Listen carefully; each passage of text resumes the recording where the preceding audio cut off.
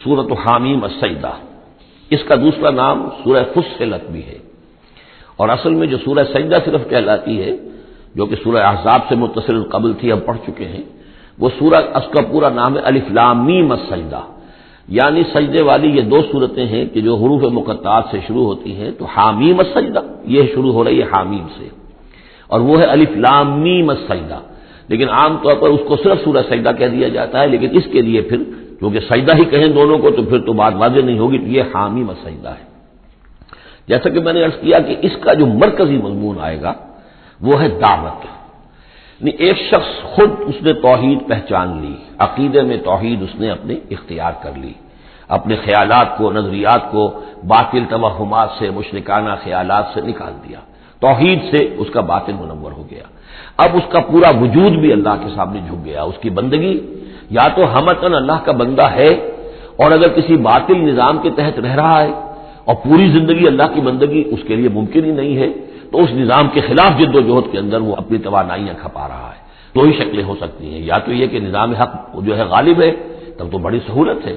آپ آسانی کے ساتھ اس نظام کے تحت رہتے ہوئے آپ کا پورا وجود، آپ کا پورا زندگی کا پورا نقشہ جو ہے انفرادی اور اجتماعی پورا کا پورا اللہ کے دین کے نیچے آ گیا۔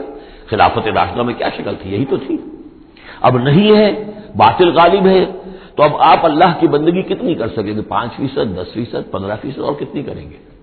اس سے آگے تو پورے ملک کے اوپر جو ہے کفر کا غلبہ ہے، کفر کا نظام ہے، یہ ساری چیزیں تو ہے، تو آپ بھی تو اس ملک کا حصہ ہے، اس قوم کے فرد ہیں، تو اب اس کا کفارہ کیا ہوگا کہ اس معاشرے کے اندر آدمی رہے انڈر پروٹیسٹ، اس کو ذہناً کبھی ریکنسائل نہ کرے، کبھی تسلیم نہ کرے دل میں، اور زندگی میں سے، اپنی قوتوں میں سے، اپنی صلاحیت میں سے، اپنے اوقات میں سے کم حصہ اپنے لیے اور اپنے اہل و عیال کے لیے رکھے، جو سب سسٹمز لیول کا ہو، اور باقی پورا لگا دے اس نظام کو ختم کرنے کے لیے کہ اس باطل نظام کو جڑ سے اکھیڑ کر پھینکوں اور اللہ کے دین کو قائم کروں، یہ کفارہ ہو جائے گا۔ جس شخص نے یہ کام کر لیا، اب اسے کیا کام کرنا ہوگا؟ اب اسے لوگ تلاش کرنے ہوں گے، باطل نظام کو اکھاڑ پھینکنا کوئی آسان کام تو نہیں، ایک آدمی تو نہیں کر سکتا، اکیلا چنا تو بھاڑ نہیں پہنچ سکتا، اس کے لیے جمعیت چاہیے، جماعت چاہیے، پوری ایک قوت چاہیے، وہ قوت کیسے آئے گی؟ جس شخص نے یہ شروع کیا تھا اب وہ دوسروں کو بھی دعوت دے، تو دعوت اللہ یہ در حقیقت مرکزی مضمون ہے سورہ حامیم السجدہ کا۔ توحید انفرادی سطح پر سورہ زمر اور سورہ مومن کے اندر پوری ہو گئی، انفرادی سطح پر توحید فی العبادت، توحید فی الدعا، اور دونوں مخلصین لہ الدین کی شرائط کے ساتھ۔ اب یہ دعوت کا ہے، لیکن دعوت میں چونکہ دعوت کا ذریعہ، اس کا آرگن کیا ہے؟ اعلی دعوت کیا؟ قرآن مجید۔ لہذا اس صورت میں آپ دیکھیں گے کہ 6 مقامات پر 6 رکوع ہیں کل، لیکن معلوم ہوتا ہے کہ جیسے میں نے سورہ بنی اسرائیل کا آپ کو بتایا تھا کہ تانا بانا ہے، اس میں 16 جگہ پر قرآن مجید کا ذکر ہے۔ ایک دوسری صورت جو ہے وہ سورہ فرقان ہے، وہ بھی قرآن مجید کا ذکر اس میں بہت کثرت سے ہے۔ ایک یہ تیسری صورت ہے، اس میں قرآن کی عظمت مختلف پہلوؤں سے اللہ تعالیٰ نے بیان کی ہے، اس لیے کہ دعوت اسلامی کا اعلیٰ میڈیم جو ہے وہ یہ قرآن ہے۔ یہ ہم دیکھتے چلے آ رہے ہیں، انذار قرآن کے ذریعے سے، تبشیر قرآن کے ذریعے سے، تذکیر قرآن کے ذریعے سے، تزکیہ نفس قرآن کے ذریعے سے، نصیحت اور واعظ قرآن کے ذریعے سے، یہ سب ہم دیکھتے چلے آ رہے ہیں۔ لہذا اب یہ صورت جو ہے اس کا مرکزی مضمون یہ ہے، باقی یہ کہ اور بھی چیزیں آئیں گی، عام جو مضامین ہیں جو مکی صورتوں کے وہ بھی آئیں گے، اور کچھ اور علمی نکات بھی اور ملیں گے انشاءاللہ العزیز۔ بسم اللہ الرحمن الرحیم، حامیم تنزیل من الرحمن الرحیم۔ یہ اتارا جانا ہے اس کتاب کا جو تم پڑھ رہے ہو اس ہستی کی طرف سے جو الرحمن ہے، الرحیم ہے، جس کی رحمت ایک ٹھاٹھے مارتے ہوئے سمندر کے مانند بھی ہے، اور جس کی رحمت میں دوام اور تسلسل بھی ہے۔ کتاب فصلت آیاتہ، یہی سے اس کا دوسرا نام ہے فصلت، سورہ فصلت۔ یہ ایک ایسی کتاب ہے کہ جس کی آیات جو ہے خوب کھول کھول کر ڈسکریٹ، جن کو کہتے ہیں کہ ایک ایک چیز کو علیحدہ علیحدہ بیان کر دیا جائے ڈسکریٹلی۔ ایک ہوتا ہے کچھ گڑبڑ کر کے بہت سی چیزوں کو آپ نے جمع کر دیا، نہیں، ایسی کتاب جس میں ہر شے علیحدہ علیحدہ واضح کر دی گئی ہے، جس کی آیات تفصیل کے ساتھ علیحدہ علیحدہ کر کے بیان کر دی گئی، قرآن عربی، ایک قرآن عربی کی صورت میں، لقوم یعلمون، لیکن ان لوگوں کے لیے جو علم رکھنا چاہیں یا علم حاصل کرنا چاہیں یا علم رکھتے ہوں، بشیرا و نذیرا، اور یہ کتاب جو ہے یہ از خود جو ہے بشیر بھی ہے، نذیر بھی ہے۔ ظاہر بات ہے اسی کے ذریعے سے محمد بشارت دے رہے ہیں، اسی کے ذریعے سے محمد انذار کر رہے ہیں صلی اللہ علیہ وسلم، تو گویا کہ یہ کتاب جو ہے بشیر بھی ہے اور نذیر بھی ہے، جیسا کہ ہم پڑھ چکے ہیں سورہ مریم کے آخر میں فَإِنَّمَا يَسَّرْنَاهُ بِلِسَانِكَ لِتُبَشِّرَ بِهِ الْمُتَّقِينَ وَتُنذِرَ بِهِ قَوْمًا لُدًّا، ہم نے اس کو آپ کی زبان میں اے نبی آسان کر دیا اس قرآن کو تاکہ آپ اس کے ذریعے سے متقیوں کو بشارت دیں اور اس کے ذریعے سے خبردار کر دیں جو اس قوم کو جو جھگڑالو ہے۔ فَأَعْرَضَ أَكْثَرُهُمْ فَهُمْ لَا يَسْمَعُونَ، تو ان میں سے اکثریت جو ہے وہ اعراض کر رہی ہے اور سننے کو تیار نہیں، وہ سنتے ہی نہیں۔ وَقَالُوا قُلُوبُنَا فِي أَكِنَّةٍ مِّمَّا تَدْعُونَا إِلَيْهِ، اور وہ کہتے ہیں ہمارے دلوں پر پردے پڑے ہوئے ہیں، جس چیز کی طرف تم ہمیں بلا رہے ہو ہم تک وہ بات پہنچتی نہیں، ہمارے ہاں وہ خانے ہی نہیں ہے جس میں آپ کی وہ دعوت اتر سکے۔ وفی آذاننا وقر، ارے محمد ہمارے کانوں میں ثقل ہے، آپ کی بات نہیں کانوں میں جا سکتی۔ اب میں اس انداز میں کہہ رہا ہوں جس سے آپ کو پتہ چلے جیسے وہ گستاخانہ انداز میں یہ باتیں کہتے ہوں گے، وہ ادب کے ساتھ وہ تہذیب کے ساتھ وہ باتیں نہیں کہتے تھے، تو اس انداز کو سمجھنے کی ضرورت ہے کہ یہ جو آپ اپنے آپ کو ہلکان کر رہے ہیں، ہمارے دلوں پر غلاف ہے، پردے پڑے ہوئے، آپ کا یہ ساری محنت لا حاصل ہے اور آپ ہمیں سنا رہے ہیں لیکن ہم نہیں سن رہے، ہمارے کانوں کے اندر ثقل ہے۔ وہ بیننا و بین کا حجاب، اور ہمارے اور آپ کے درمیان تو ایک پردہ حائل ہے۔ فعمل اننا عاملون، یہ گویا کہ ان کی طرف سے چیلنج ہے، تو اے محمد تم بھی اپنا سا کام کرو، محنت کرو، کوشش کرو، زور لگا لو، تو ہم بھی زور لگا رہے ہیں، ہم تمہاری اس دعوت کو چلنے نہیں دیں گے۔ قل انما انا بشر مثلکم، اب دیکھیے ادھر سے کیا ایروگنس ہے، کس طرح کا انداز ہے، اور یہاں حضور کیا فرما رہے ہیں، کہہ دیجئے میں تو بس ایک انسان ہوں تمہاری طرح کا، میں نے کوئی اور دعویٰ نہیں کیا، نہ خدائی کا دعویٰ کیا، نہ فرشتہ ہونے کا دعویٰ کیا۔ ہاں یہ ضرور ہے کہ یوحیٰ الیہ، اب میں کیسے انکار کر دوں، مجھ پر وحی آئی ہے، وحی کی جا رہی ہے مجھ پر، انما الہکم الہ واحد، کہ تمہارا الہ معبود ایک ہی ہے، ایک ہی اللہ۔ ان صورتوں کا چونکہ مرکزی مضمون یہ ہے توحید، لہذا آپ دیکھ رہے ہیں کہ شروع کے اندر اس کو نمایاں کیا جا رہا ہے۔ فاستقیموا الیہ، تو بس اسی کی طرف سیدھے رکھو اپنے رخ کو، واستغفروہ، اور اس سے استغفار کرو، جو خطائیں پہلے ہوئی ہیں، جو غلطیاں ہوئی ہیں، جو غفلت میں زندگی گزری ہے، جو شرک کے اندر اور کفر میں رہے ہو۔ وویل للمشرکین، اور یقیناً بڑی تباہی اور ہلاکت ہوگی مشرکین کے لیے۔ الذین لا یؤتون الزکاۃ، وہ لوگ کہ جو اپنے آپ کو پاک کرنے کی کوشش نہیں کرتے۔ یؤتون الزکاۃ اگر مدنی صورت میں آئے گا تو زکوٰۃ ادا نہیں کرتے، یہ ہم کہیں گے والذین لا یؤتون الزکاۃ، لیکن یہ زکوٰۃ ایک نظام کی شکل میں تو جا کر مدینے میں آئی ہے، اس کا وہ نظام مکے میں تھا ہی نہیں، تو یہاں پر یہ اپنے لغوی معنی میں آئے گا، زکوٰۃ پاکیزگی، جو کوشش نہیں کرتے اپنے آپ سے تزکیہ نفس کا۔ الذین لا یؤتون الزکاۃ وهم بالآخرۃ هم کافرون، اور آخرت کے وہ منکر ہیں۔ ان الذین آمنوا وعملوا الصالحات لهم اجر غیر ممنون، وہی سائملٹینیس کنٹراسٹ والا اسلوب، جب جہنمیوں کا ذکر آیا ہے، کافروں کا آیا ہے، بے شک وہ لوگ جو ایمان لائے اور جنہوں نے نیک عمل کیے ان کے لیے اجر ہے غیر ممنون، جس کا سلسلہ کبھی منقطع نہیں ہوگا، دائمی اجر ہے۔ قل ائنکم لتکفرون بالذی خلق الارض فی یومین، ان سے کہیے نبی کیا تم کفر کر رہے اس ہستی کا جس نے زمین کو بنایا 2 دنوں میں، وتجعلون له اندادا، اور تم اس کے لیے مد مقابل ٹھہرا رہے ہو، ضد بنا رہے ہو، ند بنا رہے ہو۔ اب ظاہر بات ہے کہ حاکم اللہ ہے، اس کے بجائے تم حاکم کسی اور کو مان لو، اگر انڈیپینڈنٹ ہے، اگر اللہ کے حکم کے تحت وہ حاکم ہے تو پھر تو وہ خلیفہ ہے، پھر وہ حاکم نہیں ہے، پھر سوورنٹی نہیں ہے اس کی بلکہ خلافت ہے، وہ تو وائسریجنٹ ہے، تو وائسریجنسی تو اور بات ہے، وہ ٹھیک ہے، اللہ کے احکام کے اندر اس کے تابع ہو کر کوئی حاکم ہو، لیکن یہ کہ تم نے اگر کسی کو انڈیپینڈنٹلی حاکم بنا دیا، سوورنٹی کسی کے لیے، چاہے ایک فرد کے لیے اور چاہے عوام کے لیے، وہ گویا کہ اللہ کے مد مقابل ہو گئے۔ ذالک رب العالمین، وہ ہے تمام جہانوں کا رب، وجعل فیہا رواسی من فوقہا وبارک فیہا وقدر فیہا اقواتہا فی 4 ایام، اور پھر مزید 2 دن اس نے لیے کہ اس میں پہاڑ بنائے، ان کو اوپر سے اس میں پہاڑ کو کے لنگر ڈالے، وبارک فیہا، اور اس میں برکات پیدا کی، وقدر فیہا اقواتہا، اور اس میں اس کی غذائیں اور خوراکیں پیدا کر دی اندازے کے مطابق، یعنی زمین کا بننا یہ خود اپنی جگہ ایک شے ہے، پھر زمین کے اندر یہ سارے چیزیں پیدا ہو جانا، اس کے اندر اس طرح کی یہ مٹی کا پیدا ہو جانا، اس مٹی کے اندر وہ ساری روئیدگی کا پیدا ہو جانا، صلاحیتیں پیدا ہو جانا، کبھی آگ کا کرا تھا پھر ٹھنڈی ہوئی ہے، پھر کچھ ان آرگینک جو ہے وہ کمپاؤنڈز تھے صرف، پھر ہوتے ہوتے وہ آرگینک کمپاؤنڈز پیدا ہوئے ہیں اور اس کے اندر جو ہے وہ صورتیں پیدا ہوئی ہیں کہ جس سے کہ پھر زندگی کو سپورٹ کیا جا سکے۔ تو یہ ہوا 4 دنوں میں، یعنی 2 دن اور اس میں لگے، سوال اب یہ ظاہر بات ہے کہ یہ چیزیں رہیں گی ابھی تک، تاحال یہ بالکل آیات متشابہات میں سے، اس کی تفصیل کو ابھی ہم نہیں جانتے۔ سوال سائلین، اور یہ ساری جو ہم نے اس میں رکھ دی ہے صلاحیت روئندگی ہے، خوراک رکھ دی ہے تمہارے لیے، یہ سب کے لیے ہے برابر۔ اس میں یہ ہے کہ ہم نے کسی کے لیے کوئی خاص جو ہے اس میں وہ اضافی حصہ نہیں رکھا ہے۔ ثم استوى الى السماء، پھر وہ آسمان کی طرف متوجہ ہوا، وہی دخان، اور ابھی وہ ایک دھوئیں کے مانند تھا، یعنی ابھی اس کے اندر جو ہے وہ صورتیں پیدا نہیں ہوئی تھی 7 آسمانوں کی علیحدہ علیحدہ شکلیں، بلکہ جیسے کہ میں نے عرض کیا کہ جب بگ بینگ ہوا تھا تو اس کے بعد کیا تھا، ایک بہت بڑا گولا تھا، آگ کا گولا بہت بڑا، پھر یہ کہ اسی کے اندر سے پھر پھٹ پھٹ کر علیحدہ ہو کر جو ہے گیلیکسیز بننی شروع ہوئی۔ تو یہاں فرمایا ہی دخان، وہ ایک دھواں سا تھا، فقال لها وللارض ائتيا قولا وكرها، تو اللہ تعالیٰ نے اس سے بھی کہا، دخان کی شکل میں تھا وہ جو آسمان، اور زمین سے بھی کہا کہ چلیے آؤ، تم دونوں چلے آؤ،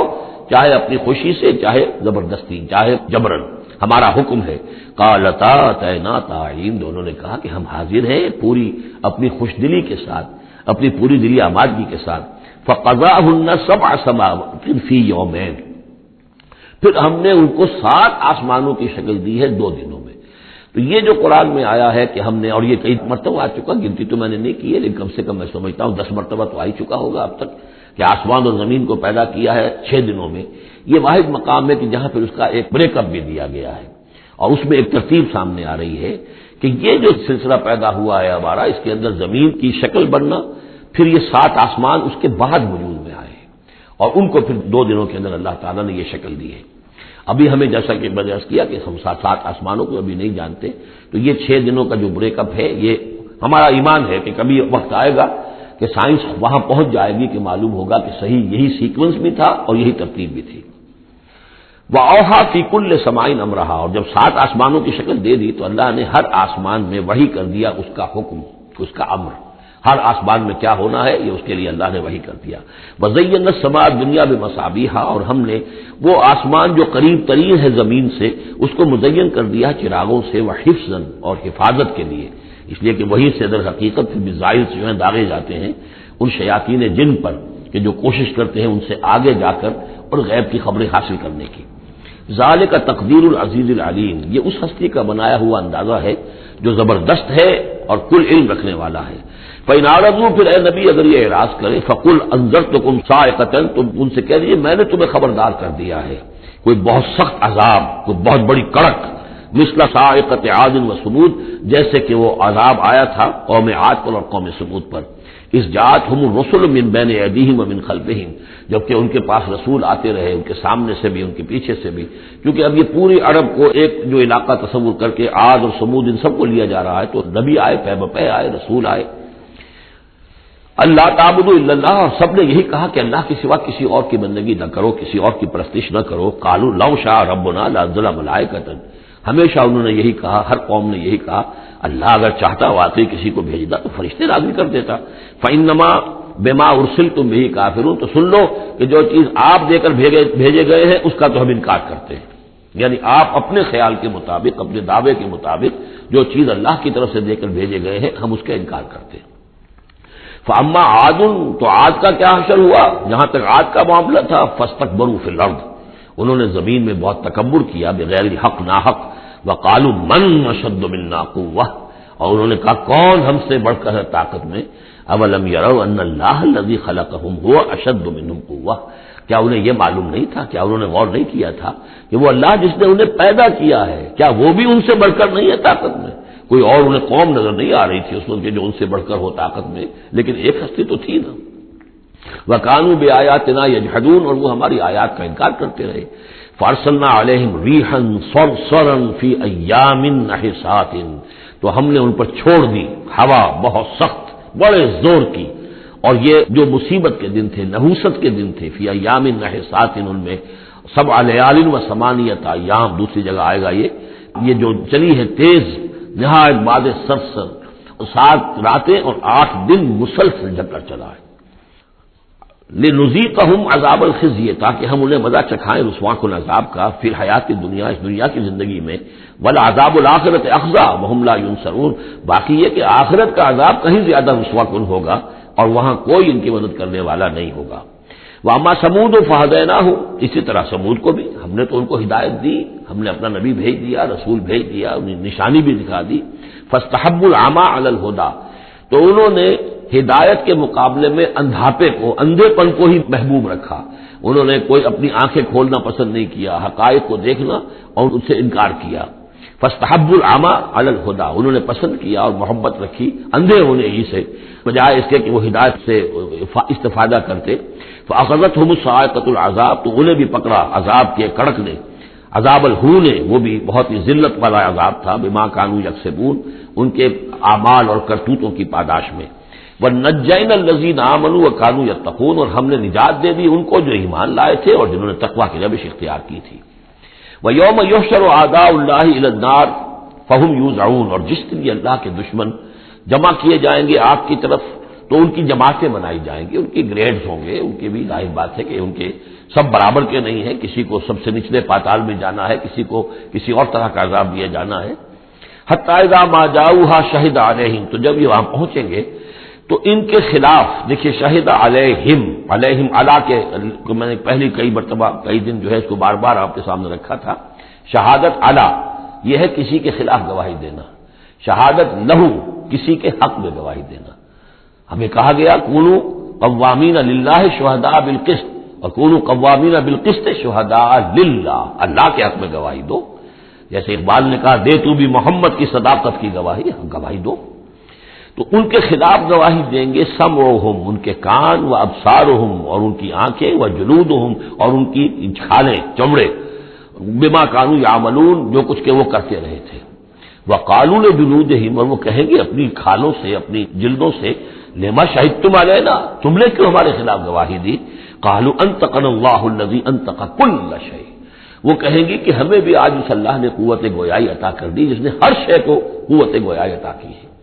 ہر شے کی کوئی زبان ہے جس میں کہ وہ اب تسبیح کر رہی ہے اللہ تعالیٰ کی، وَإِن مِّن شَيْءٍ إِلَّا يُسَبِّحُ بِحَمْدِهِ وَلَٰكِن لَّا تَفْقَهُونَ تَسْبِيحَهُمْ، لیکن تم ان کی تسبیح کو نہیں سمجھ سکتے، یہ سورہ بنی اسرائیل میں ہم پڑھا ہے،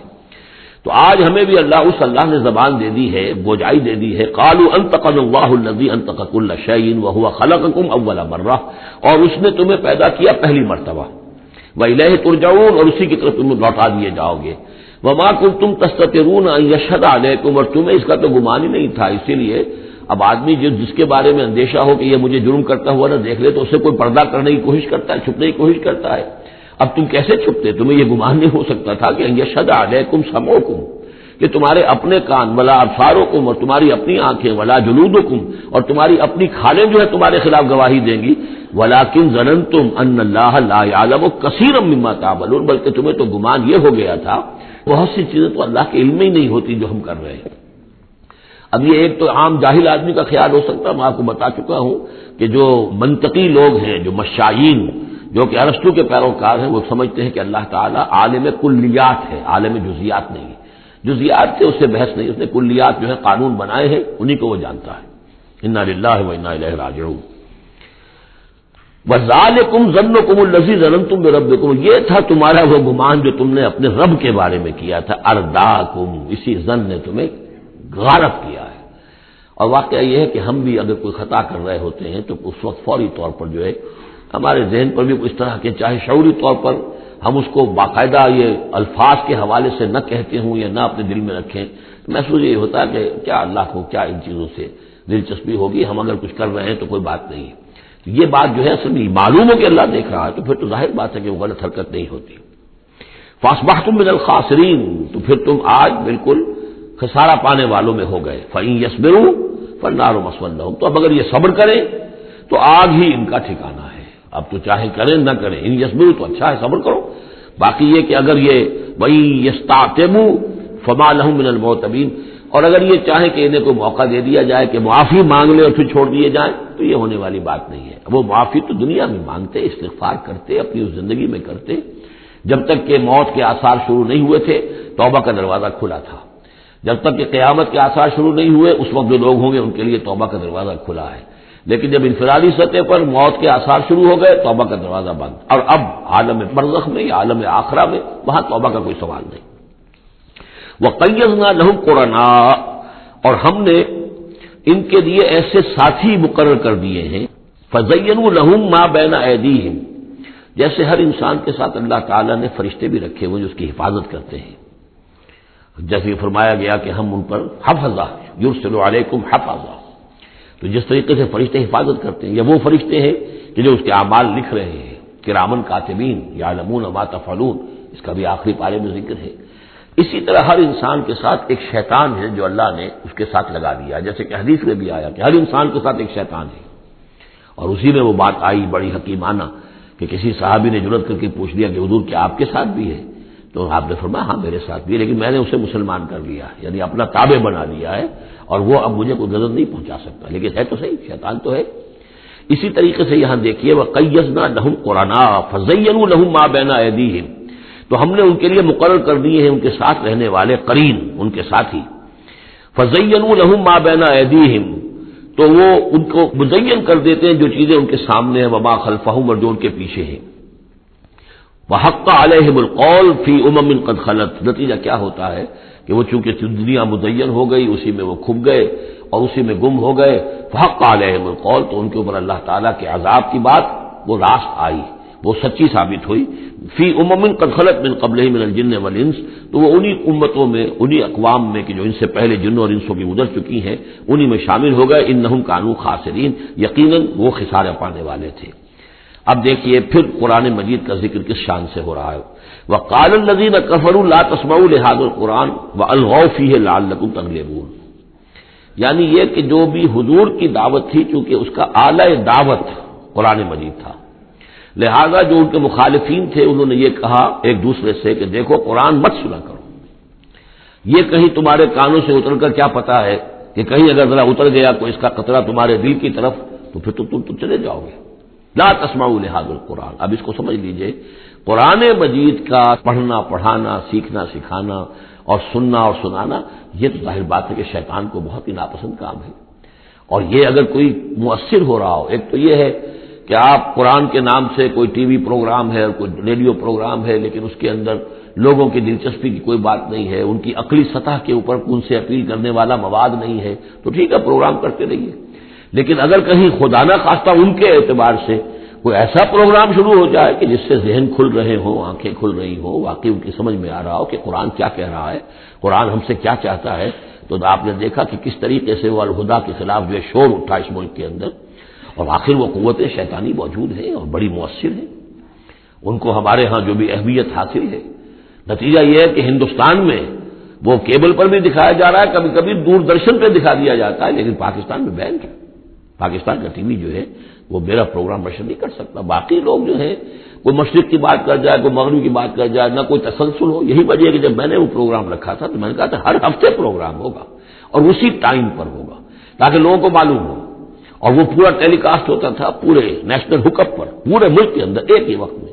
تاکہ لوگوں کو معلوم ہوتا ہے، ایک تسلسل کے ساتھ دیکھیں، کیونکہ وہی جو میں جس کا تذکرہ کر چکا ہوں مطالعہ قرآن حکیم کا ایک منتخب نصاب، اسی کو میں نے اس کے اندر بیان کیا تھا، اس میں تدریج ہے، ایک منطقی ترتیب کے ساتھ، تدریج کے ساتھ، کڑی کے ساتھ کڑی جڑتی ہوئی بات سامنے آ رہی تھی، تو ظاہر بات ہے کہ باطل اور شیطانی قوتیں اسے گوارا نہیں کر سکتی۔ تو فرمایا وقال الذین کفروا، کہا ان لوگوں نے جنہوں نے کفر کیا ہے، لا تسمعوا لهذا القرآن، مت سنو اس قرآن کو، والغوا فیہ، اور اس کے اندر تم ہوٹنگ کیا کرو، شور مچایا کرو، جب محمد قرآن سنائے سیٹیاں بجاؤ تاکہ لوگوں کے کانوں میں قرآن نہ جائے، لعلکم تغلبون، تمہارے غالب ہونے کی یہی واحد شکل ہے تاکہ تم غالب ہو، ورنہ یہ کہ محمد صلی اللہ علیہ وسلم کی زبان مبارک سے جو یہ قرآن بیان ہو رہا ہے اور لوگ سنیں گے اگر، تو پھر تمہارے لیے جیسے کہا تھا منافقین نے کہ یا اہل یثرب لا مقام لکم اليوم، آج تمہارے لیے یہاں کوئی موقع نہیں، غزوہ احزاب کے موقع پر کہا تھا کہ تمہارے یہاں کھڑے ہونے کا تمہارا یہ کوئی جگہ نہیں، کوئی ٹھکانہ نہیں، فرجعوا، لوٹ جاؤ۔ اسی طرح اگر اس قرآن کی دعوت کو نہ روکا تم نے، اور اگر کہیں لوگ اس قرآن کو سنتے رہے تو پھر تمہارا کوئی ٹھکانہ نہیں۔ فَلَنُذِيقَنَّ الَّذِينَ كَفَرُوا عَذَابًا شَدِيدًا،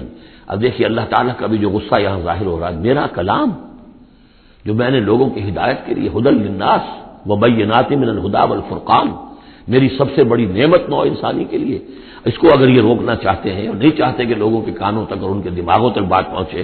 تو ہم ان لوگوں کو فَلَنُذِيقَنَّ، وہی اسلوب ہے بہت زوردار، ہم لازماً ان کو مزہ چکھائیں گے ان کافروں کو، عذاباً شدیداً، بہت سخت عذاب کا، وَلَنَجْزِيَنَّهُمْ أَسْوَأَ الَّذِي كَانُوا يَعْمَلُونَ، اور ہم بہت ان کو سزا دیں گے، بہت برا، سب سے برے کام جو یہ کر رہے ہیں ان کے حساب سے ان کی جزا اور ان کی سزا معین ہوگی۔ ذَلِكَ جَزَاءُ أَعْدَاءِ اللَّهِ النَّارُ، یہ ہے جزا، جزا جو ہے ان اللہ کے دشمنوں کی آگ ہے۔ یہ قرآن کے دشمن ہے، اللہ کے دشمن ہے، قرآن اللہ کا کلام ہے۔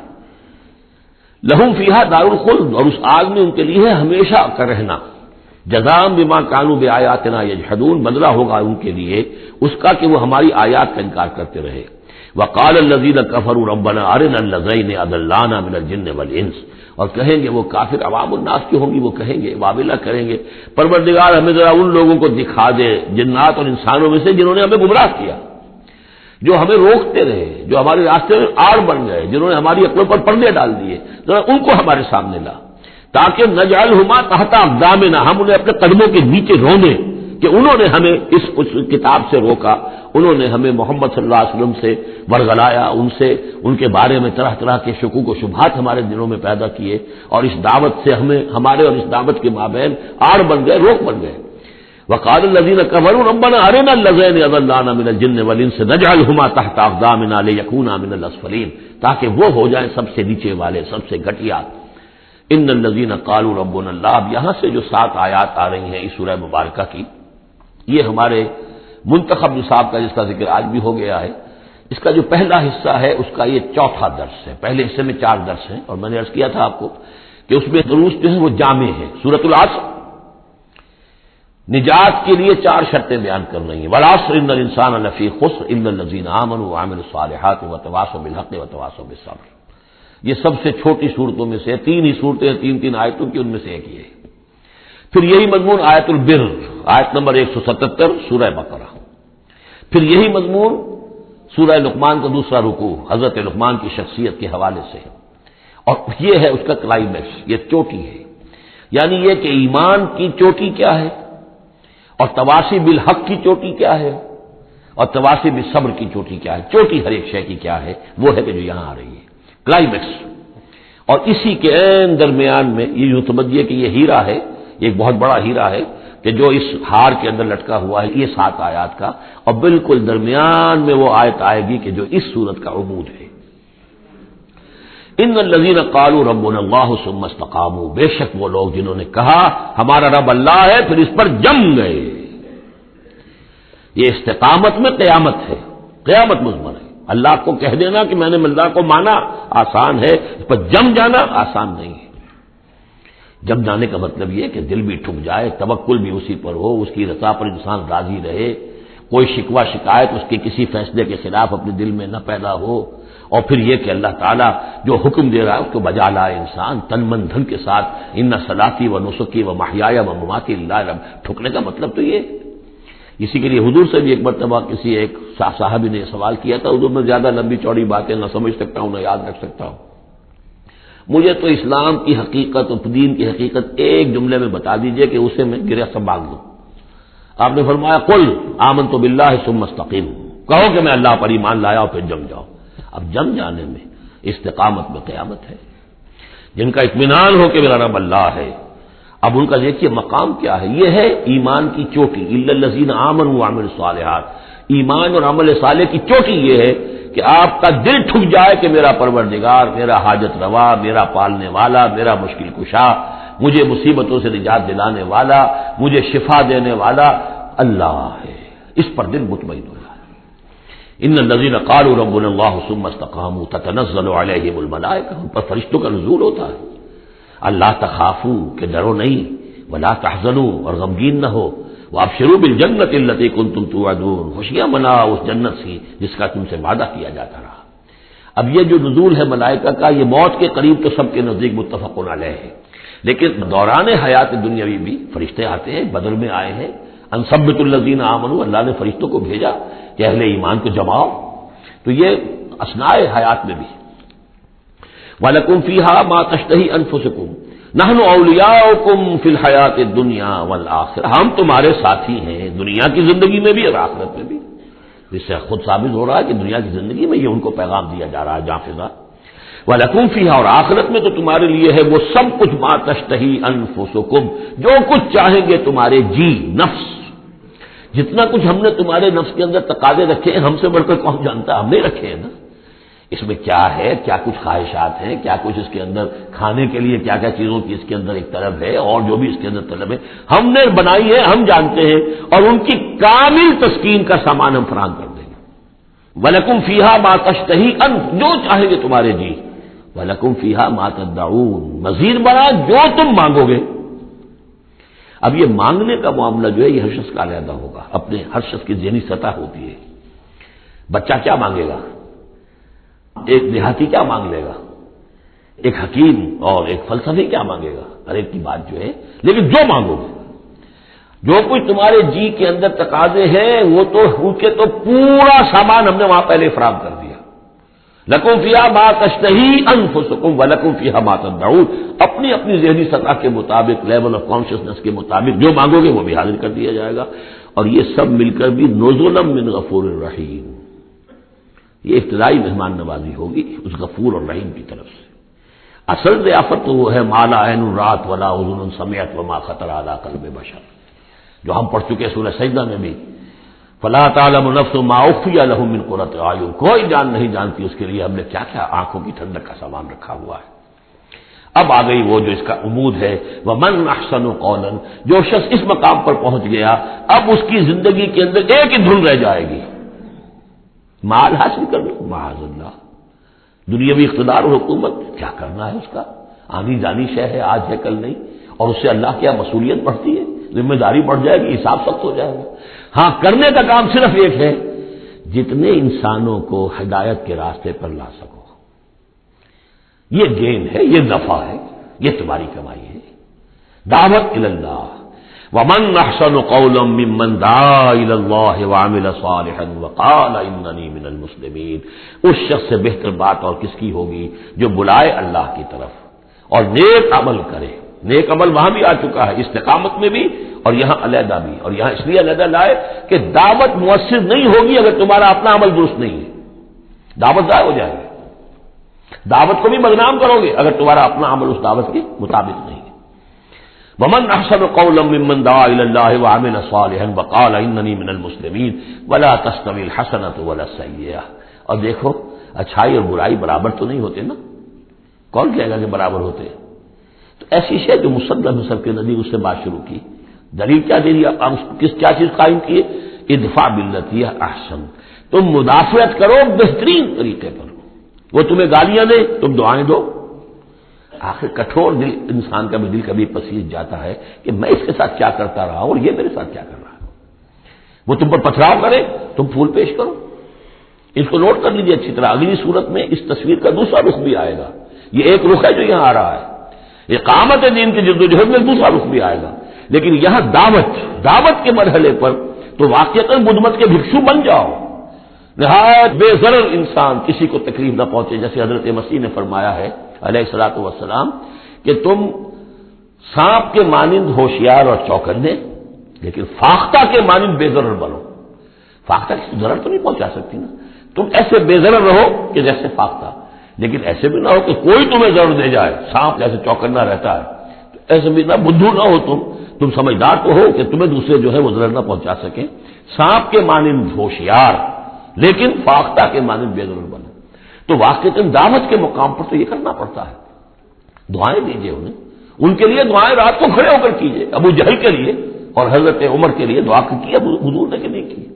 یہ تو ایک دعا ہے جو ہمیں زیادہ معلوم ہو گئی. کیا معلوم آپ نے کس کس کے لیے دعائیں کی ہوگی اور کس کس کے لیے اللہ تعالیٰ نے آپ کی دعائیں قبول کی ہوگی. تو یہ ہے دعوت کا مقام. تو توحید انفرادی سطح پر دو اس کے رخ آ چکے. سورہ زمر عبادت اللہ کی، اس کے لیے اپنی اطاعت کو خالص کرتے ہوئے، اسی کا داخلی پہلو دعا اللہ سے، اسی کے لیے اپنی اطاعت کو خالص کرتے ہوئے. اب یہاں سے فرد سے یہ نکلے گی، وہ دوسرے افراد تک جائے گی، متعدی ہوگی یہ دعوت، تاکہ اب ایک جماعت وجود میں آئے، گروہ وجود میں آئے. جو سورہ آل عمران میں ہم نے پڑھا تھا وَلْتَكُن مِّنكُمْ أُمَّةٌ يَدْعُونَ إِلَى الْخَيْرِ وَيَأْمُرُونَ بِالْمَعْرُوفِ وَيَنْهَوْنَ عَنِ الْمُنكَرِ. جماعت ہوگی تو یہ کام کرے گی. ومن احسن قولا ممن دعا الى اللہ وعمل صالحا وقال اننی من المسلمین، اور کہیے کہ میں بھی مسلمانوں میں سے ہوں، میں اپنے آپ کو کوئی بہت میرا زوم نہیں ہے، میرا کوئی دعویٰ نہیں ہے، میں بھی عام مسلمان ہوں۔ ولا تستوی الحسنۃ ولا السیئۃ ادفع بالتي هي احسن فاذا الذی بینک وبینہ عداوۃ، تو تم دیکھو گے کہ وہی شخص کے جس کے اور تمہارے درمیان آج دشمنی ہے، کأنہ ولی حمیم، ایسے ہو جائے گا جیسے تمہارا پشت پناہ ہے، مددگار ہے، حمایتی ہے، بہت گرم جوش۔ انسان آخر انسان ہوتا ہے، کوئی شخص آپ کی برائی کے اوپر کمر باندھے ہوئے اور آپ اس کی بھلائی کے لیے کوشش ہو، ایک وقت آئے گا کہ وہ ہتھیار پھینک دے گا۔ وما یلقاها الا الذین صبروا، اب یہ صبر کا وہ مقام ہے جس تک پہنچنا آسان کام نہیں ہے۔ فرمایا نہیں پہنچ سکتا ان چیزوں کو، اور نہیں ہو سکتی یہ بات مگر انہی کو جن میں صبر کا مادہ ہو، پورا ٹھوک ٹھوک کر بھرا ہوا ہو، کوٹ کوٹ کر بھرا ہوا ہو۔ وما یلقاها الا ذو حظ عظیم، اور نہیں یہ چیزیں ملتی، یہ بات اور یہ مقام تک رسائی ہوتی مگر صرف ان کی جو بڑے حظ عظیم، بڑے نصیبے والا ہے۔ یہ لفظ قرآن مجید میں سورہ قصص میں آیا تھا کہ قارون کو دیکھ کر لوگوں نے کہا تھا کہ یہ تو انہ لذو حظ عظیم، اس کے ٹھاٹ باٹ دیکھو، اس کی سواری دیکھو، اس کا لباس دیکھو، اس کے قدم و حجم دیکھو، یہ تو بڑا نصیب والا ہے۔ وہ پھر جب وہ دھسا دیا گیا تو انہوں نے کہا کہ اللہ کے ہم پر بڑی نعمت ہوئی کہ ہمیں اس طرح کا اس نے مال نہیں دیا کہ ہمیں بھی دھسا دیتا۔ لیکن حظ عظیم ہے تو یہ ہے جو اس کردار کے لوگ ہوں، ان الذین قالوا ربنا اللہ ثم استقاموا ومن احسن قولا ممن دعا الى اللہ وعمل صالحا، پھر ادفع بالتي هي احسن، اس طریقے سے وما یلقاها الا الذین صبروا وما یلقاها الا ذو حظ عظیم واما ينزغنك من الشیطان نزغ فاستعذ باللہ، اور اگر کبھی شیطان سے تمہیں کوئی چھوٹ لگنے ہی لگے، یعنی کبھی غصہ آنے لگے، کسی نے کچھ کہا اور غصہ آیا، اندر سے محسوس ہوا، فاستعذ باللہ، فوراً اللہ کی پناہ طلب کر لو کہ اللہ تعالی اللہ مجھے بچا اس سے، انہ هو السمیع العلیم۔ یہ آیت آ چکی ہے سورہ اعراف میں، وہاں ہوا اضافی نہیں تھا، یہاں گویا کہ اور زور دے کر یقیناً وہی ہے سب کچھ سننے والا اور سب کچھ جاننے والا۔ ومن آیاتہ اللیل والنہار، اور اس کی آیات ہی میں سے ہے رات بھی اور دن بھی، والشمس والقمر، اور سورج بھی اور چاند بھی، لا تسجدوا للشمس ولا للقمر، دیکھو سجدہ مت کرو نہ سورج کو اور نہ چاند کو، واسجدوا للہ الذی خلقہن، بلکہ سجدہ کرو اس اللہ کو جس نے ان سب کو پیدا کیا، ان کنتم ایاہ تعبدون، اگر تم واقعتاً اسی کی بندگی کرتے ہو۔ فإن استکبروا، پھر اگر وہ استکبار کریں، فالذین عند ربک، تو اے نبی اگر یہ سجدہ مجھے کرنے کو تیار نہیں تکبر کی بنا پر، تو وہ فوجوں کی فوجیں جو ہے فرشتوں کی جو میرے پاس ہیں، فالذین عند ربک، جو تیرے رب کے پاس ہیں، یسبحون لہ باللیل والنہار، وہ تو دن رات اس کی تسبیح میں لگے ہوئے۔ وَنَحْنُ نُسَبِّحُ بِحَمْدِكَ وَنُقَدِّسُ لَكَ، یہ تو سورہ بقرہ کے چوتھے رکوع کے شروع میں آئی گیا تھا۔ وَهُمْ لَا يَسْأَمُونَ، اور وہ اس تسبیح کے اندر اور ہماری حمد کرنے میں، یسبحون لہ باللیل والنہار وَهُمْ لَا يَسْأَمُونَ، تھکتے نہیں ہیں، سجدہ کر لیجیے۔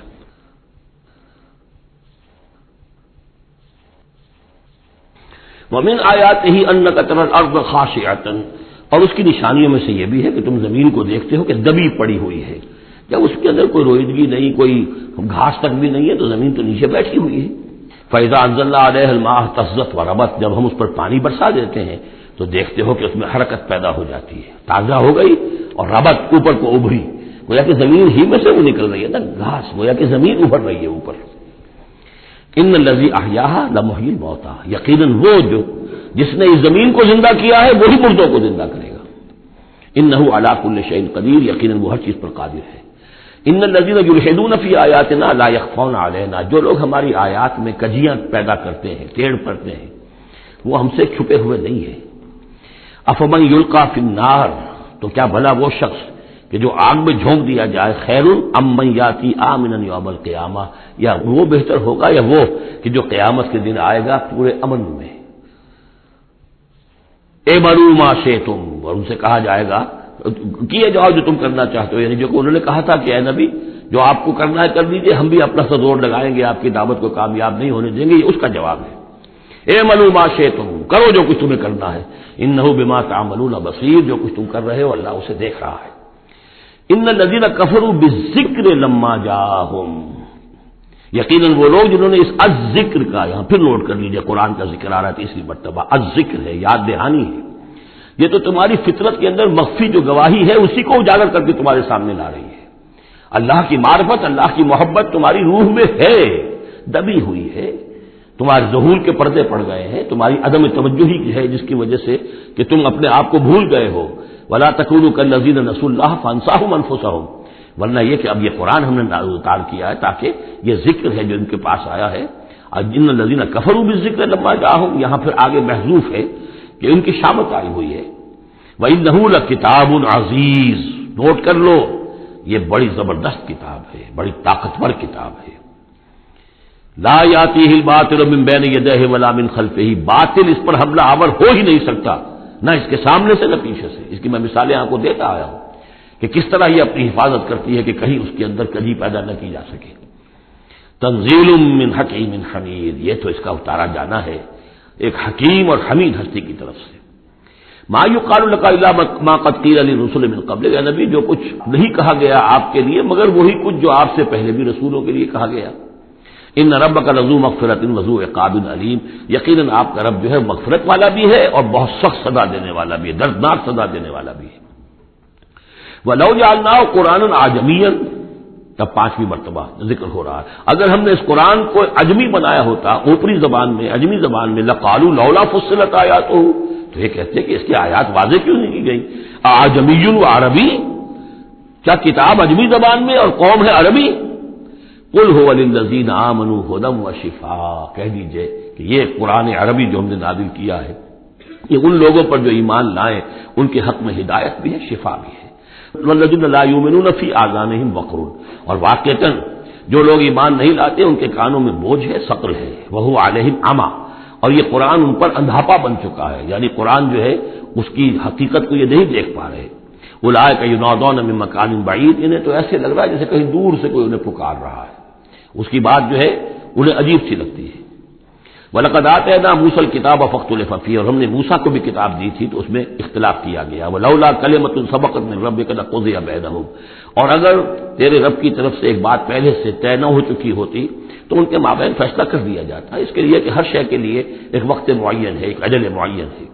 وَإِنَّهُ لَفِي شَكٍّ مِّنْهُ مُرِيبٍ، اب یہ من ہو، اب وہ اس قرآن کے بارے میں بھی شک و شبے میں مبتلا ہے. پہلے اختلافات ڈالے اور اب جب ہم نے یہ کتاب بھیج دی ہے اس کی وضاحت کرنے کے لیے تو اس کے بارے میں شکوک و شبہات میں مبتلا. من عمل صالحا فلنفسہ، جو کوئی بھی عمل کرتا ہے نیک وہ اپنے لیے کرتا ہے. ومن اساء فعلیہا، اور جو کوئی بھی برا کام کرتا ہے اس کا جو وبال ہے سارا کا سارا اسی پر آئے گا. وما ربک بظلام للعبید، اور نہیں ہے آپ کا پروردگار اپنے بندوں کے حق میں ہرگز ظلم کرنے والا کسی بھی درجے میں. الیہ یرد علم الساعہ وما تخرج من ثمرات من اکمامها وما تحمل من انثى ولا تضع الا بعلمه وَيَوْمَ يُنَادِيهِمْ أَيْنَ شُرَكَائِي قَالُوا آذَنَّاكَ مَا مِنَّا مِنْ شَهِيدٍ وَضَلَّ عَنْهُمْ مَا كَانُوا يَدْعُونَ مِنْ قَبْلُ وَظَنُّوا مَا لَهُمْ مِنْ مَحِيصٍ. صدق اللہ العظیم. اللہ ہی کے حوالے ہے قیامت کا علم کہ قیامت کب آئے گی. وَمَا تَخْرُجُ مِنْ ثَمَرَاتٍ، اور جو بھی نکلتا ہے میووں میں سے ان کے غلافوں کے اندر سے. وَمَا تَحْمِلُ مِنْ أُنثىٰ، اور جو بھی کوئی مادہ اٹھاتی ہے اپنے پیٹ میں حمل. ولا تضع، اور نہ ہی وہ اس کو جنتی ہے الا بعلمہ، مگر وہ اللہ کے علم میں ہوتا ہے. اور اس کو صرف انسانوں پر نہ سمجھیے، تو تمام حیوانات کا معاملہ ہے. اسی لیے یہاں پر عورت کا نام نہیں لیا گیا بلکہ یہ کہ جو بھی ہے من انثیٰ، جو بھی ہے. وَيَوْمَ يُنَادِيهِمْ أَيْنَ شُرَكَائِي، اور جب اس دن کے پکارے گا انہیں کہ کہاں ہے میرے وہ شریک. قَالُوا آذَنَّاكَ مَا مِنَّا مِنْ شَهِيدٍ، تو وہ کہیں گے ہم نے تو آپ سے عرض کر دیا ہے، ہم میں سے کوئی بھی اس کا اقرار نہیں کرتا کہ ہمارا کوئی شریک ہے. یعنی یہ کہ اس وقت وہ بالکل ایسے بے بس ہو جائیں گے کہ وہ نہیں کہہ سکیں گے کہ ہم نے واقعتاً کسی کو سمجھا تھا کہ وہ ہمارا سہارا ہوگا. وَضَلَّ عَنْهُمْ مَا كَانُوا يَدْعُونَ مِنْ قَبْلُ، اور گم ہو جائیں گے ان سے، ان کے ہاتھوں کے طوطے اڑ جائیں گے جن کو وہ پکارا کرتے تھے اس سے پہلے. وَظَنُّوا مَا لَهُم مِّن مَحِيصٍ، اور انہیں یقین آ جائے گا کہ اب کوئی خلاصی کی کوئی شکل نہیں ہے، یہاں سے نجات پانے کی کوئی صورت نہیں. لا یسأم الانسان من دعاء الخیر، انسان نہیں تھکتا ہے خیر مانگتے ہوئے.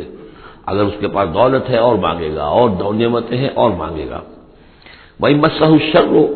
اور اگر کہیں اسے تکلیف پہنچ جائے فَيَئُوسٌ قَنُوطٌ، تو بالکل مایوس ہو جاتا ہے اور نا امید ہو جاتا ہے. وَلَئِنْ أَذَقْنَاهُ رَحْمَةً مِنَّا مِنْ بَعْدِ ضَرَّاءٍ مَسَّتْهُ، اور اگر ہم انہیں اپنی رحمت کا مزہ چکھا دے اس کے بعد کہ اسے کوئی تکلیف پہنچی تھی، لَيَقُولَنَّ هَذَا لِي، تو وہ کہے گا یہ تو میرا ہے ہی، یہ تو میری اپنی صلاحیت ہے، میں نے اپنے مسائل کو حل کر لیا، میں نے جتنی بھی مشکلات تھیں میں نے بڑے اپنے ناخن تدبیر سے تمام عہدے حل کر لیے۔ وَمَا أَظُنُّ السَّاعَةَ قَائِمَةً، یہ بالکل وہی الفاظ ہیں کہ جو سورہ کہف میں آئے ہیں کہ دو اشخاص کا مکالمہ ہوا تھا، میں نہیں سمجھتا کہ قیامت وغیرہ کوئی قائم ہونے والی شے ہے۔ وَلَئِن رُجِعْتُ، وہاں رُجِعْتُ تو ہے، یہاں رُجِعْتُ ہے، اور اگر مجھے لوٹا ہی دیا گیا، گویا کہ بالفرض جیسا کہ تم کہتے ہو، اگر واقعتاً ہو ہی گیا، اول تو میرا گمان نہیں ہے، یہ ڈکوسلا سا معلوم ہوتا ہے مجھے، اگر ہو ہی گیا، اِلَىٰ رَبِّي إِنَّ لِي عِندَهُ لَلْحُسْنَىٰ، تو میرے لیے تو پھر وہاں اور اچھائی ہوگی، اس لیے کہ جب یہاں مجھے نوازا ہے، اللہ نے سب کچھ دیا ہے، عزت دی ہے، پیسے دیے ہیں، دولت دی ہے، اولاد دی ہے، تو ظاہر بات ہے کہ میرے اندر کچھ ہے جو اسے پسند آیا ہے، تو یہ کہاں چلا جائے گا؟ میرے اندر جو خیر ہے، جو میرے اندر اللہ تعالیٰ کی محبوبیت کی کوئی چیز ہے، تو وہ وہاں بھی قائم رہے گی اور اللہ تعالیٰ وہاں بھی مجھے دے گا۔ فَلَنُنَبِّئَنَّ الَّذِينَ كَفَرُوا بِمَا عَمِلُوا، تو پھر ہم پوری طریقے سے جتلا دیں گے ان کافروں کو جو کچھ کے عمل انہوں نے کیے ہوں گے، وَلَنُذِيقَنَّهُم مِّنْ عَذَابٍ غَلِيظٍ، اور انہیں لازماً مزہ چکھائیں گے بہت ہی گاڑھے عذاب کا۔ وَإِذَا أَنْعَمْنَا عَلَى الْإِنسَانِ أَعْرَضَ وَنَأَىٰ بِجَانِبِهِ، اور جب ہم انسان پر نعمتوں کی بارش کر دیتے ہیں تو پھر وہ ذرا اپنا رخ پھیر لیتا ہے اور اپنی جانب ایک جانب کو مڑ جاتا ہے، پہلو موڑ لیتا ہے۔ وَإِذَا مَسَّهُ الشَّرُّ فَذُو دُعَاءٍ عَرِيضٍ، اور جب کوئی تکلیف اسے پہنچتی ہے تو بڑی لمبی چوڑی دعائیں کرنے لگتا ہے۔ قُلْ أَرَأَيْتُمْ إِنْ كَانَ مِنْ عِندِ اللَّهِ ثُمَّ كَفَرْتُمْ بِهِ، اے نبی ان سے کہیے کہ ذرا سوچو، تھوڑی دیر کے لیے فرض کر لو کہ یہ جو میں پیش کر رہا ہوں قرآن یہ اللہ ہی کی طرف سے ہو، امکان تو ہے نا، 1%، 2%، 3%، کسی درجے میں تو امکان ہے۔ ثُمَّ كَفَرْتُمْ بِهِ، اور پھر تم نے اس کا کفر کیا، من اضل ممن هو فی شقاق بعید، تو کون ہوگا زیادہ بھٹکا ہوا اس سے کہ جو اس طرح کی زندہ کے اندر جا پڑا ہے۔ یعنی سوچو ذرا، غور کرو، جیسے اس سے پہلے آیا ہے کہ میں تم سے کہتا ہوں ایک ایک کر کے، دو دو کر کے، اکیلے اکیلے، دو دو مل کر گفتگو کرو، سوچو سمجھو کہ کیا اس شخص کے اندر کوئی دیوانگی کے آثار ہیں، کوئی ان کے اندر کوئی، کبھی ان کی زندگی کے اندر اس سے پہلے جو 40 برس تمہارے درمیان بسر کی ہے کبھی کوئی جھوٹ بولا ہے۔ اب یہ آخری مرتبہ پھر قرآن مجید کا ذکر آ رہا ہے اور یہ سب سے اہم ہے ہمارے اس موجودہ دور کے لحاظ سے۔ سَنُرِيهِمْ آيَاتِنَا فِي الْآفَاقِ وَفِي أَنفُسِهِمْ حَتَّى يَتَبَيَّنَ لَهُمْ أَنَّهُ الْحَقُّ، ان قریب ہم انہیں دکھائیں گے اپنی آیات، آفاق میں بھی، یہ پوری کائنات جو ہے، آسمان اور زمین، آفاق، وفی انفسہم، ان کی اپنی جانوں کے اندر بھی، حتیٰ یتبین لہم انہ الحق، یہاں تک کہ یہ بات بالکل واضح ہو جائے گی ان کے لیے، مبرہن ہو جائے گی کہ یہ قرآن حق ہے۔ اس سے اشارہ ہو رہا ہے اس معلومات کے ایکسپلوژن کی طرف کہ جو آج ہو رہا ہے، اور یہ کوئی زیادہ پرانی بات نہیں ہے، یہ زیادہ یوں سمجھیے کہ یہ سائنس کی ڈیولپمنٹ 200 برس کا ہے معاملہ، اور اس میں بھی جو ایکسپلوژن ہوا ہے یہ تو ہاف سینچری سے زیادہ کا مسئلہ نہیں، اسی کے اندر ہوا ہے۔ اور اصل میں آج کے دور میں قرآن مجید کے اعجاز کو ثابت کرنے کے لیے کہ یہ معجزہ ہے، سب سے اہم پہلو یہ ہے۔ تو میں نے جو تعارفی گفتگو کی تھی اس دورہ ترجمہ قرآن سے پہلے، تو میں نے عرض کیا تھا کہ قرآن مجید کے اعجاز کے پہلو بے شمار ہیں، کس کس پہلو سے قرآن معجزہ ہے ہم اس کا احصاء نہیں کر سکتے، لیکن موٹی بات یہ سمجھ لیجئے کہ جب قرآن نازل ہوا ہے تو اس کا معجزہ ہونا سب سے زیادہ اس اعتبار سے تھا کہ اپنی ادبیت، اپنی فصاحت، اپنی بلاغت کے اعتبار سے معجزہ تھا، اور اسی پہلو سے چیلنج کیا گیا۔ تمہارے ہاں شعراء ہیں، تمہارے ہاں خطباء ہیں، تمہارے ہاں ادب کا بڑا ذوق ہے، کوئی اس جیسی ایک صورت بنا کر لے آؤ۔ باقی یہ کہ نہ بھی سائنسی معلومات تھی ان کے پاس، دوسرے یہ کہ جو فینومینا آف دی نیچر ہے قرآن میں، جو آسمان زمین دیکھو، اب ظاہر بات ہے اس وقت وہ آدمی کیا دیکھ رہا تھا، اپنی ننگی آنکھ سے جو کوئی دیکھتا تھا وہی دیکھ رہا تھا نا، لیکن آج انسان دیکھ رہا ہے ٹیلیسکوپس کی مدد سے، آج انسان دیکھ رہا ہے مائکروسکوپس کی مدد سے، الیکٹرانک مائکروسکوپ سے، آج جو انسان کے معلومات کا ذریعہ جو ہے، تو گویا کہ وہ آیات الہیہ جو قرآن مجید میں جن کے اشارے کر دیے گئے، ان کو جو 1400 برس قبل کا انسان دیکھ رہا تھا اور جو انہیں آج کا انسان دیکھ رہا ہے، وہ زمین و آسمان کا فرق ہے۔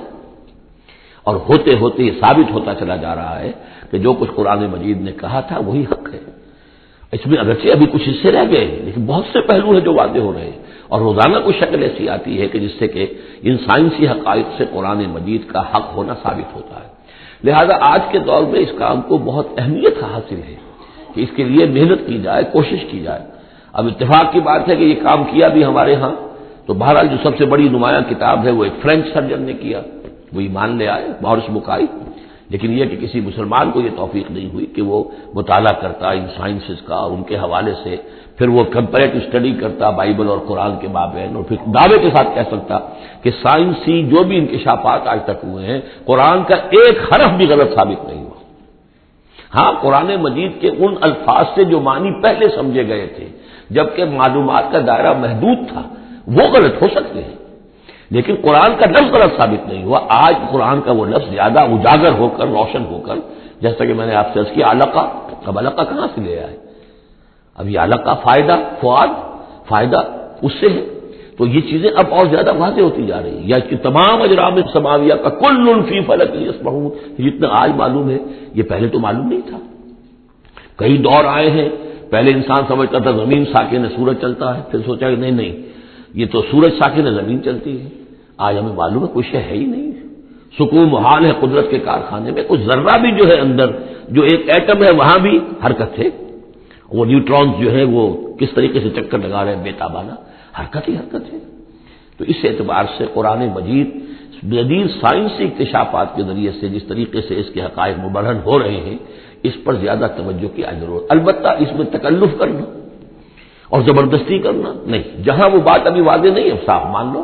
جو بھی ہم سورہ آل عمران میں پڑھ آئے ہیں کہ یہ بات ابھی واضح نہیں ہے، لیکن ہمیں یقین ہے کل من عند ربنا، یہ سب اللہ کی طرف سے ہے۔ وقت آئے گا کہ ثابت ہو جائے گا کہ جو کچھ قرآن نے جو الفاظ استعمال کیے تھے، جو حقیقت منکشف ہوگی وہ عین ان الفاظ میں صحیح فٹ ہو جائے گی، اگرچہ ابھی ہم اس کی وضاحت نہیں سمجھ سکتے۔ تو جہاں تکلف نہ کیا جائے، تصنع نہ کیا جائے، کھینچتان نہ کی جائے، یہ نہ کیا جائے، یہ بعض لوگوں نے یہ کیا ہے، لیکن یہ کہ جہاں تک کہ وہ حقائق ثابت ہو چکے ہوں تو ان کو بہرحال استعمال میں لایا جانا چاہیے کہ قرآن مجید کی حقانیت کو اس کے ذریعے سے مبرہن کیا جائے۔ اب دیکھیے یہ لفظ جو آیا ہے سنوریہم، اب سین جب آتا ہے فعل مضارع پر تو وہ مستقبل کی بات بن جاتا ہے، مستقبل میں ہم دکھائیں گے انہیں اپنی نشانیاں۔ اب ظاہر بات ہے سائنس جو ہے وہ اسٹڈی کر رہی ہے، ایکسپلور کر رہی ہے، خلا کو ایکسپلور کر رہی ہے، اور سمندروں میں ایکسپلوریشن ہو رہی ہے، آرکٹک اور انٹارکٹک کی ایکسپلوریشن، کہاں تک انسان پہنچا ہے، کیسی جان جوخوں میں ڈال کر لوگوں نے جو ہے وہ چیزیں جو ہے معلومات کا خزانہ جمع کیا ہے۔ سنریہم آیاتنا فی الآفاق وفی انفسہم حتی یتبین لہم انہ الحق، یہ بات اور مبرہن ہوتی جائے گی، مزید واضح ہوتی جائے گی، مزید اجاگر ہوتی جائے گی، قرآن حق ہے۔ اولم یکفی بربک انہ علی کل شیء شہید، کیا کافی نہیں ہے یہ بات تیرے رب کے لیے کہ وہ تو ہر چیز پر گواہ ہے، ہر کائنات کی ہر شے اس کی نگاہوں کے سامنے ہے۔ لیکن آج سے 1400 برس پہلے وہ انہی الفاظ میں اس نے بیان کیا تھا جسے اس وقت کا انسان سمجھ سکتا، وہ باتیں آج کے حوالے سے جو باتیں آ رہی ہیں وہ بیان کر دی جاتی ہیں، سمجھ میں کس کی آتی نہیں۔